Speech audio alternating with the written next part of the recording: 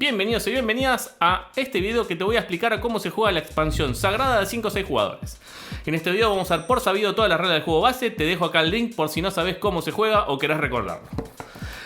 El juego en esta expansión nos va a traer nuevas cartas de patrón de vitral que se pueden utilizar mezcladas con la del juego base o directamente hacerlo exclusivo con estas. Dos cartas de herramienta que hacen referencia a la reserva de dados privados. En este caso tenemos de estos dos jugadores, que es el quinto y sexto jugador, pero viene uno por cada color.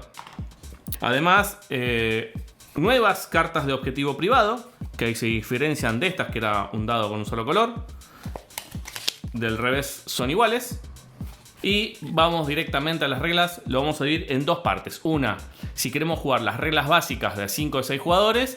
Y otra con la reserva de dados, que es lo que agrega esta expansión, para 2 a 6 jugadores.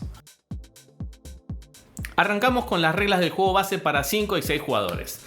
Simulamos una partida para esta cantidad. Obviamente no entra todo en el campo visual de la cámara, pero recuerden que estamos ejemplificando para 5 y o 6 jugadores.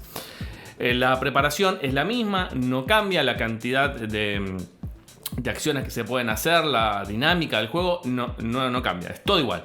Recuerden ir al tutorial para entender de qué estoy hablando.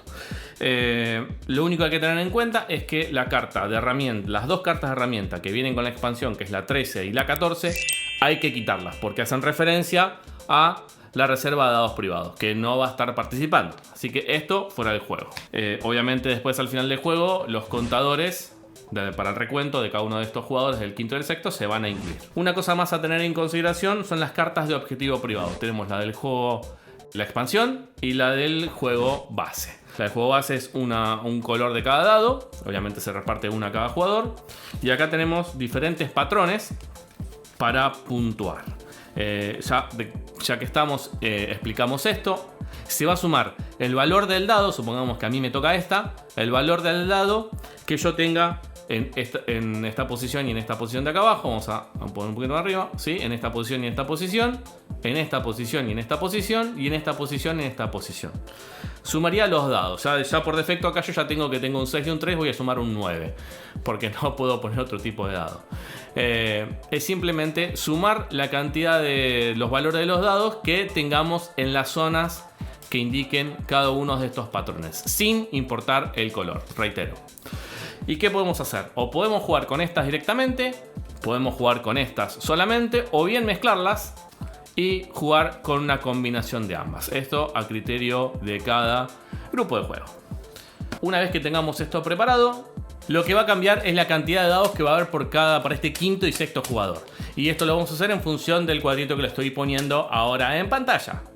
Una vez que coloquemos la cantidad de dados correspondientes al quinto y o sexto jugador, estamos listos para empezar. Sí va a cambiar el tamaño de la reserva de dados que van a ser extraídos y que va a cambiar un poquito con 5 o 6 jugadores, pero siempre siguiendo la misma lógica. 2 dados por cada jugador más 1. Es decir, para 5 jugadores van a ser 11 dados y para 6 jugadores 13 dados. Siempre se van a respetar las reglas de colocación de los dados, respetando también el patrón que nos indica nuestro vitral. Una vez que terminen las 10 rondas, procedemos a hacer el recuento de puntos. Vamos a hacer un ejemplo con estas cartas nuevas de puntuación de objetivo privado. Simplemente, como habíamos dicho antes, sumamos el puntaje de este dado, de este dado, de este dado. Le sumamos también este y acá sumaríamos 0. La suma total sería el puntaje que obtendremos con esta carta de ménsulas. Eso no cambia el recuento con respecto a las reglas básicas, es todo igual. Y se agrega esto nada más, en el caso que se utilice. Ahora sí vamos a explicar cómo se juega con la reserva de dados privados. Recuerden que estamos ejemplificando una partida para 5 o 6 jugadores y que todo no entra en la cámara. Algunas consideraciones a tener en cuenta es que vamos a introducir estas dos cartas de herramientas que vienen con la expansión. Claramente ya nos hace referencia a la reserva. Y vamos a tener que sacar la 7 y la 8 del juego base, así que estaban fuera del juego. Vamos a hacer que el ejemplo que introducimos estas dos cartas en todas las de herramientas que hay, las mezclamos y nos tocaron estas 3. Y esas son las que vamos a tener que utilizar o poder utilizar en el juego. Esto es la primera consideración a tener en cuenta. La otra, que se repite también con respecto a 5 o 6 jugadores con las reglas básicas, podemos elegir jugar con estas objetivos privados con estos o mezclarlos y que salga al azar. Obviamente repartimos las reservas privadas a cada uno de los jugadores, que lo colocarán como hicimos acá en su tablero. Una cuestión a tener en cuenta, que si llegan a salir cartas de herramienta que hagan referencia a la bolsa de dados o bien al dado elegido, no va a estar haciendo impacto o pudiendo tener su efecto, mejor dicho, en la reserva de dados privados. Tengamos eso en cuenta. Lo primero que tiene que hacer cada uno de los jugadores es tomar 2 dados de cada uno de los colores. Los arroja y luego con estos resultados los va a colocar alrededor de su reserva de dados privada. No hay un orden específico para colocarlos, simplemente respetando el número que salió en la tirada. Esto va a hacer que en la bolsa de dados haya menos cantidad de dados disponibles. Y hay que completarlo, o mejor dicho, adecuar la bolsa para 5 o 6 jugadores de acuerdo a la siguiente tabla que estoy poniéndote en pantalla en este momento. Si llegan a sobrar dados, como siempre pasa en el juego base, se retiran del juego, van a la caja. Con este nuevo componente va a haber unas ciertas diferencias. Primero, va a haber un turno por ronda por cada jugador. Ya es una gran diferencia esto. Con lo cual, una sola posibilidad para poder usar una carta de herramienta. Además, va a haber una nueva acción disponible y la reserva va a contar con un dado menos por jugador. Es decir, vamos a tirar, obviamente en este espacio, la cantidad de dados siguiendo la siguiente lógica: un dado por jugador más uno adicional. Esto es otra diferencia. Entonces seguimos esta tabla que te estoy poniendo en pantalla para la diferente cantidad de jugadores. Empezando por el jugador inicial, que supongamos que sea yo, va a arrojar los dados, en este caso 7 dados, ya que somos 6. Un dado por cada jugador más uno. Y esta es la reserva de dados. Y ahora voy a poder realizar opcionalmente 3 acciones. Elegir un dado de la reserva de dados privada y colocarlo en mi vitral. Elegir un lado de la reserva y colocarlo en mi vitral.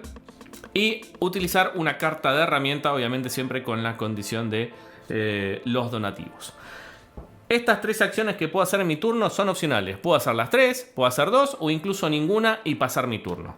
El turno se pasa en sentido horario, así que iríamos para allá, siguiendo el sentido de las agujas del reloj. Cuando todos los jugadores completan su turno, se dispara al final de la ronda, que está explicado en el tutorial del juego base.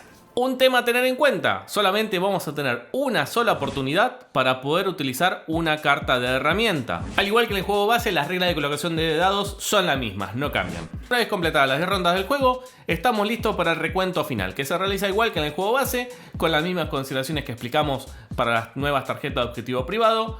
Y esto ha sido todo. Un juego que conseguí en mi tienda amiga Torre de Juegos. Estén atentos a los eventos que estén organizando, porque están muy buenos. Suscríbanse al canal, obviamente, si todavía no lo hicieron.